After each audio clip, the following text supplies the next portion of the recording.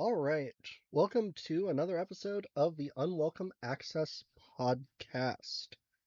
So, today we're going to be talking about accessible travel or don't fly the friendly skies.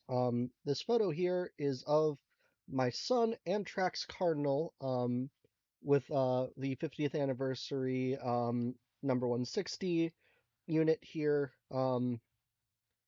leading uh, the normal Cardinal train, and there is at the very back there a you can't really see it, a what's it called? A private car. Um, and this is taken from the um a railroad museum here in Indiana. So one of the more typical sort of we just have a bunch of railroad stuff, not really operating museums, operating trains rather. Um, right along the Cardinals route. Um, It's in the morning, trains sort of Newman past. It's just a nice decorative image. But I want to start by saying that I'm probably going to do another episode on all the topics here, but this is more of an accessible travel primer. Um, and we'll get more into that. Let's start with story time with Ross. So again, this is my usual storytime image of me driving a locomotive, looking like I am absolutely angry while having the greatest time of my life. The story that I have to tell you today is not that. So back in 2022, I presented at the Kennedy Center's Leadership Exchange in Arts and Disability for the first time. Wonderful conference, wonderful people, love going there. I bring this up because flying down, it was my first time flying in years. And my flight was Indy to Charlotte to Raleigh. Indy to Charlotte, basically no issues. Airport was great, not great as an airport can be. We'll come into that a little bit more. Um, but it was fine. Flew to what's it called? Charlotte, and Charlotte was a nightmare. That airport is too big for what it is, and also a hub that really wasn't designed to be a hub. So I'm there, I'm flying American, and there's a flight that had been delayed 2 hours. The entire 2 hours, there is a parent making their child scream laugh. By scream laugh, I really mean scream laugh. They, thankfully I have noise canceling earbuds and would not be able to do what I do without them. But for the leg from Charlotte to Raleigh, it should just be a train. They didn't even take off the seatbelt sign. And not because it was turbulent, it was just not long enough. But Charlotte to Raleigh, I ended up in front of a scream crying and seat kicking child. Thankfully, it was short. So on the return trip, I decided and made the mistake of asking, "Hey, I'm autistic. Where's a quiet space sort of past the terminal? Is there anything like that? Or is there any quieter space you can recommend for me?" Person I went to did the right thing and said, "Hey, I don't know. Let me go ask for help." This is the only bonus points that American Airlines is getting on this topic. Because the person that they sent said that they helped write the ADA standards in the 90s. And it showed. If you go back to the episode on the laws, I talk a little bit about people being overly obsessed with the standards as what has to be done when it's really the bare minimum. And this guy specifically said, well, there's nothing we have to do for you because it's not in the standards. And you know what? Again, I had just presented at a disability conference.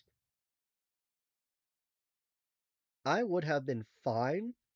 I was just leaving it at that, not continuing.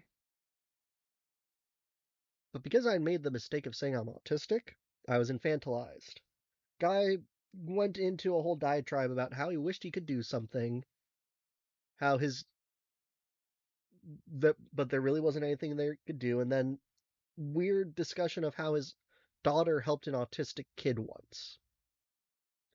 Really, I didn't need to hear because I'm a full-grown adult trying to get onto a plane who had just presented at a major disability conference as an invited speaker, no less.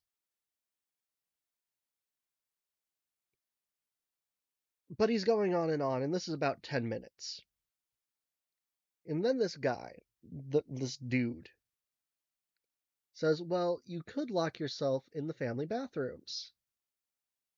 Just don't forget to keep an eye on your flight. Meanwhile, I'm standing there, just standing there slack-jawed like, did you just recommend that? Because that's no different than saying, oh, you're trying to feed your kid, go to the bathroom, or you're trying to inject insulin, go to the bathroom. What it essentially does is tell me that my needs are exactly like taking a poop and are that dirty. Now, this was also a hellacious experience because not only did that happen, but my flight got delayed and then canceled, and I had to stay an extra night and had to navigate that without really being fully notified to the level that would have been necessary for proper changes. And then they lost my luggage. But it's not as bad as it could be. Um, let's dig into accessible travel.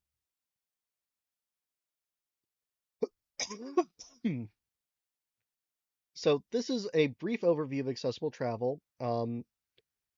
I have this is a photo of an Amtrak cabbage car, cab baggage, thrown at the end of the train to basically run it backwards, um,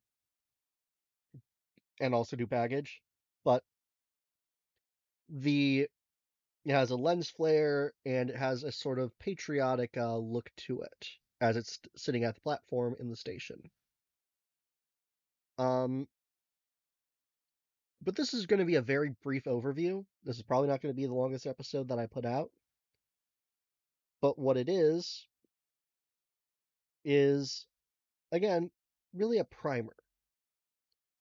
And I want to start with some definition stuff because I am an academic slur and I love my definitions and categories. So we're talking about travel and transit as separate things. And we're really focused on travel here today. Travel tends to be longer distances and more atypical. So thinking of visiting family, conferences, going to a museum, taking a vacation, and things like that.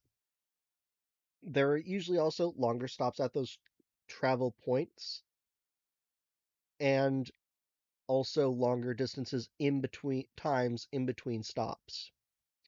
This is just a generalization. Transit, we're talking about shorter distances and more daily events. So going to the work or the store. It's also shorter stops at those travel points. So, for example, if you've ever ridden, say, the Chicago L, those trains stop for like 15 seconds, 30 seconds. Really, as soon as the last person's on and off, they're gone. Amtrak, on the other hand, can stop any up to an hour in some stations scheduled. Indianapolis is one of those. So you really have a significant, these are really very different. They're for very different purposes. And accessible transit, that is its own episode. And again, there's going to be a lot of that's its own episode in this one. And okay, cool. I'm still getting audio. I've been having mic issues. I apologize, chat. But here's a good example. So I am on the left at the um, Cicero Metra, watching the standing on the platform. There's some salt on the platform because it's winter. Off in the distance, you can see faintly the Chicago skyline with the Sears Tower. I will not call it its current name. Corporations are not people, but I can see that off in the distance as the Southwest Chief over on the right, a Amtrak train with two locomotives in the front, and we've got a bunch of coaches on it, but there are two of them coming out, speeds by. Travel is bigger, it's generally not stopping at every station, um, and this is coming all the way from Los Angeles to Chicago. On the right, we have the Common Chicago L. This is a Pink Line train at, I'm embarrassed because I cannot think of the name of that station. Um, I am a fake foamer. Jokes aside, this is in the loop with an L train, and you can actually see as a major difference. Let me just get my John Maddening together. So over here on the Southwest Chief, I don't know why I made Pac-Man, but you have only one door on each of the train cars versus the L, which has two. And a lot of metro systems will have others. DC Metro has three per car. They also have much longer cars than the L. That said, you can also see that it's stopping at that station. You've got level boarding provisions, which the Southwest Chief doesn't have. Um, and also, you can see in the back there the elevator for the station, which is nice. I was not intending that when I chose that picture. But really, they're for different reasons. You're doing something very different when you're riding the L than when you're riding the Southwest Chief. So now there are some topics that won't be covered. And on this, I have two transit photos, both from Philadelphia. We have a SEPTA trolley here on the left, light rail vehicle going through the street. On the right, we have a paratransit sort of van over on the right, which I did not realize either. I am 0 for 2 on seeing accessibility things. We will not be talking that. But we're also not going to be talking about driving. Driving and disability is a whole other topic. We're mostly talking about you're going a long distance and want someone else to get you there. We're also not talking about public transit, even though I have public transit photos. I just really like this photo. We're also not going to talk about walking, sidewalks, sort of self-powered mobility. We're also not going to talk Uber, rideshare, delivery services. That is a whole can of worms, because Twitter delenda est, translation, Twitter must be destroyed, and the discourse, a play on words on discourse, about Uber and disability and like DoorDash and disability. I'm going to have to touch that at some point. That's not today. We're also not going to talk about international travel. Not because it wouldn't fit here, but because there are complexities around international travel and disability laws in other countries that I would like to look into more before doing that. Although I will say that the ADA and specifically Air Carrier Access Act will come to that. If you are flying into the US, you have to follow it. So a lot of international travel that does go on other carriers to the US does have to follow that. So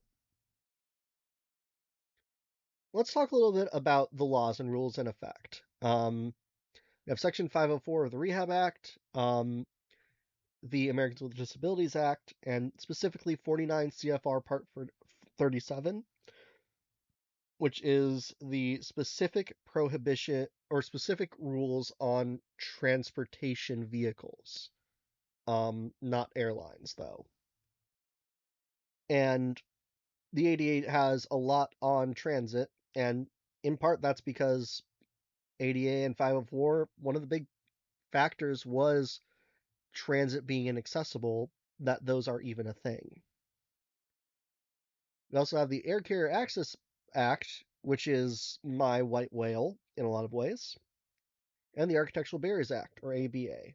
ABA being combined with 504 to make ADA plus, but only for the feds. Over on the right, this is at John Hines Wildlife Refuge, and it's a sign that says consumption advisory: do not eat. Fish from this area are unsafe due to chemical contamination. And this was the most law and ruly photo I had on hand. Um, that being said, I want to talk a little bit about the laws in actual effect, because it looks like there's a lot in play here. But in general, and I want so this image is from my trip to Williamsburg on Amtrak, which was interesting. And that's a whole other story for another day on how that was really not the most accessible trip, and in part that was due to the decisions made by Amtrak staff. But it's a good example of those laws in effect. And we have here the some late fall trees, most of their leaves gone, but with some reds and yellows still in there, in the background, with a Amtrak diesel locomotive in the foreground next to the platform. Um, but these laws, they mandate specific non-discrimination requirements under the ADA and 504 for travel and transportation. And that 49 CFR um, has specific designs for implementing that non-discrimination in the built environment. So basically saying, when you're building a platform, how wide does it have to be? How tall does it have to be? What do your trains have to do getting to it? So on and so forth. Now, ADA and ABA mandate specific building requirements for the general transportation spaces. So for like your station that you're waiting at, but not on the train itself. And the Air Carrier Access Act limits airlines to fewer but stricter requirements for accessibility under the guise of, well, airplanes are very different, and planes, if we had to do accessibility like anyone else, we would lose so much money for having to not put people in like sardines.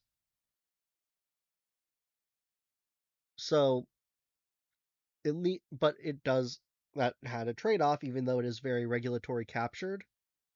There's a lot that airlines are allowed, that they're forced to do. For example, moving disabled people around airports. If you ever see at an airport and see somebody in a airport wheelchair that walks off the chair, that's because essentially that's one of the biggest and really most common accommodations that they provide is, well, good example, my dad has a mobility disability and is legally blind. And even before the mobility disability really kept him from getting around places like airports, he would put in, hey, I have a disability and might need help navigating. And they'd show up with a wheelchair and insist that he use it, instead of just saying, well, follow me. Now, he can see. It's just that he has really poor vision to the point where it's legal blindness. So again, it was a very assumption driven process. But let's go ahead and take a break here. We're about the halfway point of my content, and we're going to have a word from our sponsors for this episode.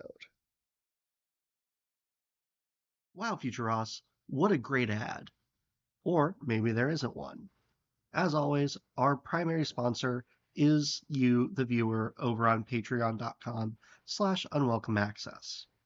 However, this space is intentionally left open for disabled people who have a project, a business, something they want to get out there to help platform people who might not otherwise get a chance to share in this sort of format. That said, back to your regular programming, and I hope you enjoy the rest of the episode.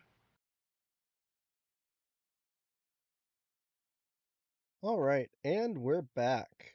Thank you, pre-recorded Ross, for that enlightening advertisement. Now, this next section I want to call Mind the Gaps. So, really, the big point of this episode is to sort of start getting people to look at various aspects of travel and transportation from a very high level. All these things could be their own episode. From here, you can see me in, I believe I was landing in this photo at Atlanta International Airport, and you can see the city skyline way off in the distance coming out under the wingtip of the plane I was on. And planes are where we want to start, because I'm about to say something inflammatory. Airlines are killing disabled people. I have about 6 images on the screen, um, talking about how airlines make it dangerous to fly while disabled, and specifically with physical disabilities. But the top left is from Paralyzed Veterans of America, talking about somebody who was dropped on a jetway, and it was a USA Today op-ed. AARP shared October 30th that, well, it was updated October 30th, that there an airline was fined 50 million for uh, breaking the law. We have another op-ed from January 2023 that in October 2022, airlines broke or lost over 1,000 wheelchairs and scooters. We have on the right we have a Forbes article, an article from the United Spinal Association, and I forget where this last one was. I think it was CNN. All talking about various, and I believe these are all different disabled advocates who were killed by airlines. 2021, we had a somebody who was killed because essentially, trigger warning here. Go ahead and skip a few seconds, probably a minute or two, if you're not comfortable hearing some gross stuff. Now that you've skipped, if you're not comfortable with it, essentially wheelchairs are designed really to come. If you are a chair user, you aren't using just a basic manual chair. It's sort of designed to be ergonomic for your body. And they broke the chair, and it caused um, the advocate, Ingracia Fugora, I believe that's the pronunciation. I am not very good at pronouncing a lot of things, and I apologize. But she died because she got bed sores from the replacement chair, because insurance will not replace a chair outside of a dedicated time frame, even if somebody else breaks it. And then you have to sue the person who broke it to do it, to get the replacement. United broke that chair. Um, on the right, we have, I forget who this was that United's final was talking about, but that was in February 2023. Um, and I believe it was the woman mentioned, Gabby Asulin, I want to say. But essentially, because of those chairs I mentioned, the airport and airline provided chairs, you are not allowed to bring your own chair on the plane. It is so that they can shove you into the tiniest space possible, because otherwise they would not make money, according to them, despite the massive executive pay that airlines get. And of course, who would think of the shareholders? But because underpaid staff who have no disability training, really, are forced to be the ones to move people around, because you can't use your own device, you gotta shove it in the hold, people die. In this case, somebody was thrown from the walkway. About once a year, somebody straight up dies from directly or indirectly airline negligence. And these are just the ones that I found from a quick Google search. And I believe I will have all the links on the handout over on Patreon. Um, it's free. I'm not requiring anybody to pay to get this information from the slides. And I will, if I remember, I will put it in the description as well.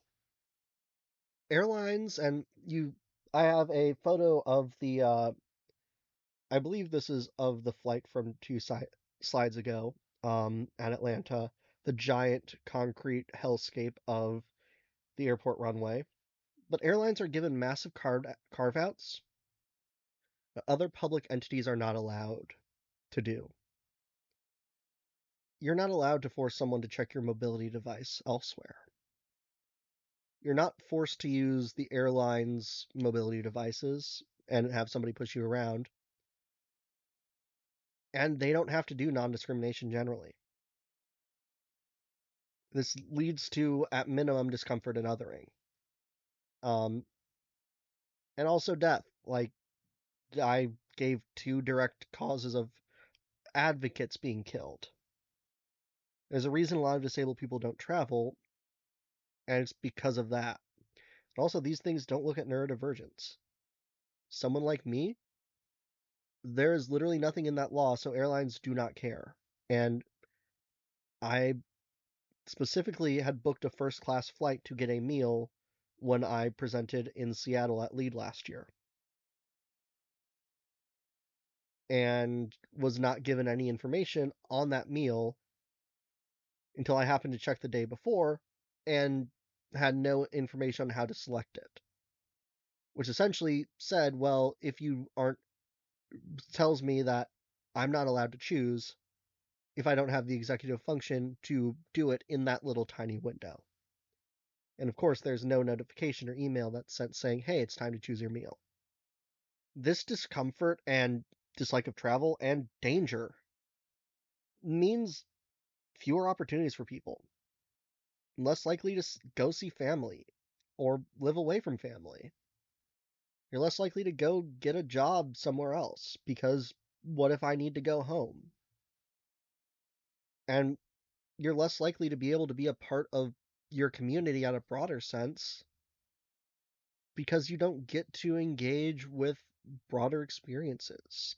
You're, somebody who's isolated to your little slice of the world wherever you can get to with whatever transit you have or transportation you have.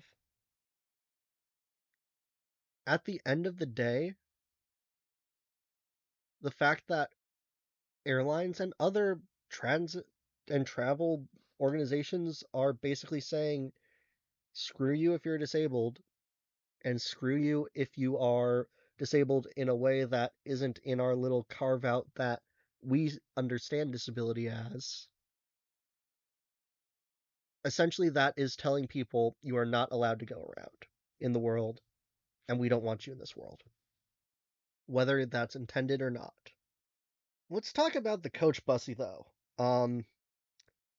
Greyhound has been on the decline for a while. A while back, they sold all their stations because capital decided to venture capitalists decided to basically run it into the ground.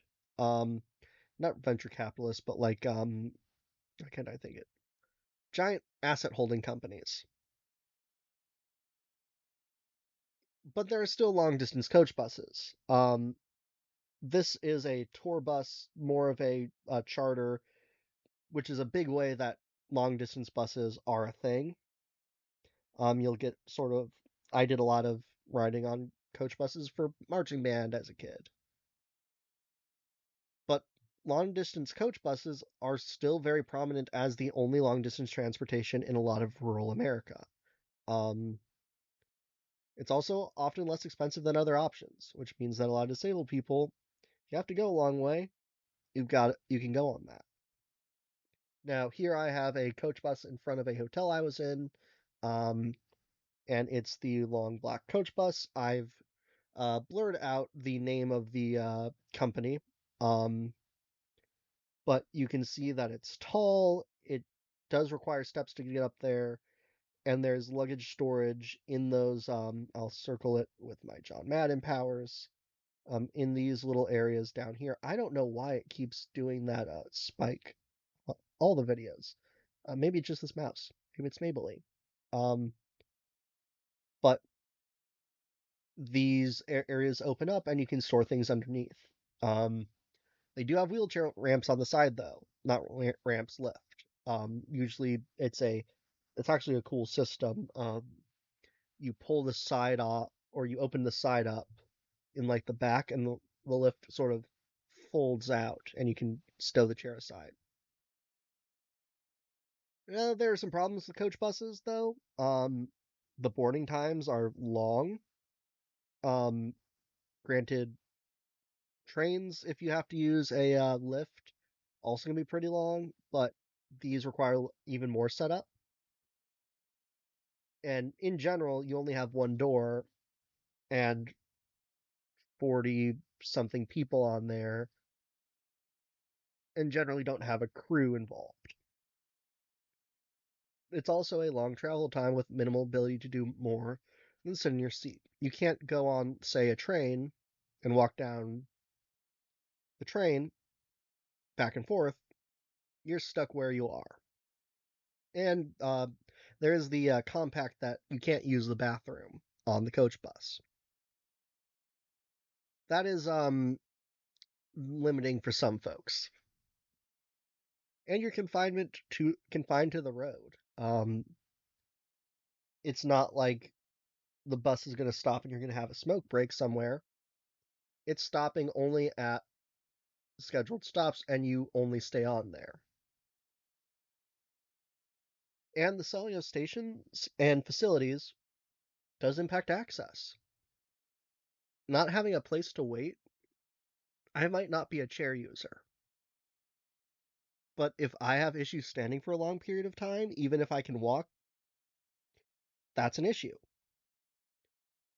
If I, am trying to navigate a lot of luggage and I have ADHD, if I have to wait off the side of the road at a gas station, I might forget something in the rush because, well, it's on the side of the road in the middle of the city at a gas station and people are trying to get in there and oh god, I need to get on this bus quickly and it's not going to go very quick. Plus, again, dedicated stations provide much better amenities. They give you a place to actually, wait without blocking other people and potentially facing folks who are less than kind about it. And generally just a much worse experience to wait off the side of the road. Having taken the bus a few times in undergrad, yeah, it's I the stop was a gas station. It was not pleasant. That said, they are still a form of transportation, and honestly, a revival and public making the coach bus industry public in the way we do Amtrak, which we'll talk about in a moment, but making it something where, okay, we're going to not force this company to only operate for the profit of some rich dudes who do not care about actually making it good transportation. Lo and behold, you're going to have a much better system that serves a lot more people more effectively. But let's talk about trains. This is at Indy Union Station, the worst, excuse me, this is at Indy Union Station, the worst Amtrak station in the country, um, on a recent ride back on the Cardinal. Um, my son, my big, beautiful boy. Now, passenger trains are also transit, but we're not talking about that.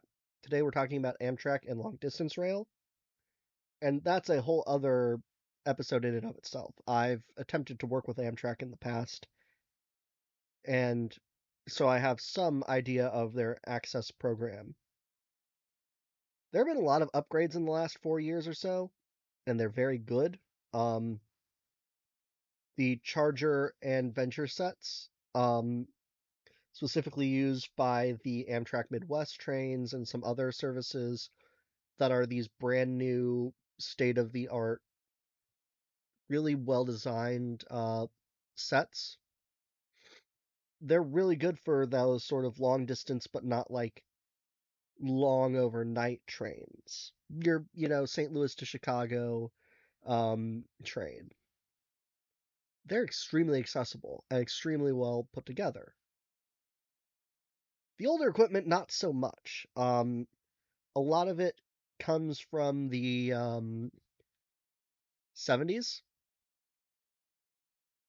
In fact, most of it comes from the 70s. It was not exactly designed to be accessible. Um, but it's really a lot of the equipment is still more accessible because it's been updated since then, and Amtrak has actually put in not as much effort as I would like them to, but a good amount of effort to make their trains accessible. They also, again, have this weird focus on having bi-level long distance cars. And if you look for their, if you look out in the either of the internet for the specifications they were dual level, and dual level trains are inaccessible even if you put in an elevator. Um, that is a whole other conversation for another day. But they do have some really good policies and procedures. There's a disability discount. It's 10%. Anybody can get it. Highly recommend it if you're disabled. Um, the issues, though, are that um, there's not really a lot that can be done for neurodiversity with their current policies because they do not have spare spaces that you can go and kind of exist away from other human beings, especially on a sold out train. And if you are looking for like a bedroom or whatever, I don't know that high dollar signs if you're talking what that was intended for, but you they don't have generally sleeping accommodations just that people can go to for a little bit. And in fact, it costs a lot. Um, on the most recent trip I took on Amtrak, it was about $1,000 a room. The big upside is even in coach, you can get up and move around easily. You can go up and down the train. There's scheduled stops that are anywhere from 10 to 20 minutes that you can get off and get around. The chairs are very comfortable. It's generally a pleasant experience, even with some of those barriers and with the fact that some people are loud. But it's, again, the big downside is that Amtrak has a very limited network. and has only recently started to improve that network to serve a lot more people. The Cardinal comes 3 times a week at stupid o'clock each direction. That doesn't work for a lot of schedules and a lot of my schedules. Airlines, you can get basically on whenever. And unfortunately, there have been a number of times that despite the train being more accessible for me personally and for a lot of people, I've either A, been priced out, or B, sort of timing wise forced to take the plane. In fact, the airplane pictures that I had here are from a time when that explicitly happened, back in December. That being said, I do want to go ahead and wrap this one up. I'm going to end with some tips and tricks because I don't want this to just be Ross complains about something. I want this to be something that people can take and do something with this. First thing is that this is a photo from Lead in 2023 in Boston. Although this wasn't in Boston, this was in Providence. I basically decided to take the Acela, so I could say I took the Acela. And there you have a high-speed train set on the left coming into the platform with the yellow detectable warnings along the side as the train pulls in, with the locomotive in the front and cars trailing behind it with very bright headlights that are doing a lens flare. This is one of my favorite photos. I love it. It'll probably come back. But number one tip, research, research, research if you're traveling and disabled. Have a plan and a backup plan and a backup plan. The more you're prepared, the better you are able to deal with unexpected changes to things like, say, your flight getting canceled. And know your rights. The Airline Passengers with Disabilities Bill of Rights was just released in 2022. I'll have a link for it here in the description. Um, it's good. It's not enough, but it's a good start. And know your rights everywhere else. Keep informed of what you are able to do. But also be prepared and know your own limits. Know what you can and can't do. Know when you're going to need to ask for help. It's okay to do that. Most people are fine offering assistance. There's a lot of people who will do it in less than ideal ways, but you'd be surprised how often it'll be a very decent interaction and a very minimal interaction. Most people are fine. It's just a case of how are you able, it's just a case of who do you get at that time. Anyway, thank you all for watching. I really appreciate it, and I look forward to seeing you on the next episode. A huge shout out to the wonderful people over on Patreon who are helping to make this project happen. As always, we aren't getting any ad revenue from YouTube, and we also aren't accepting sponsorships from most big corporations and sponsors. However, there will always be space for ad reads for disabled people and their projects. That said, the funding is primarily from viewers like you. So if you'd like to help influence the content that we make, head on over to patreon.com/unwelcomeaccess.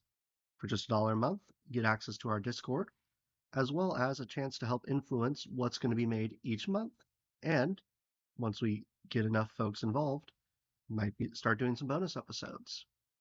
You'll also get your name up on the screen right about now, like these lovely people who have helped support the podcast. As always, thank you so much for listening, and I look forward to our next episode. Unwelcome Access is a production of Autism, a disability and accessibility consulting organization.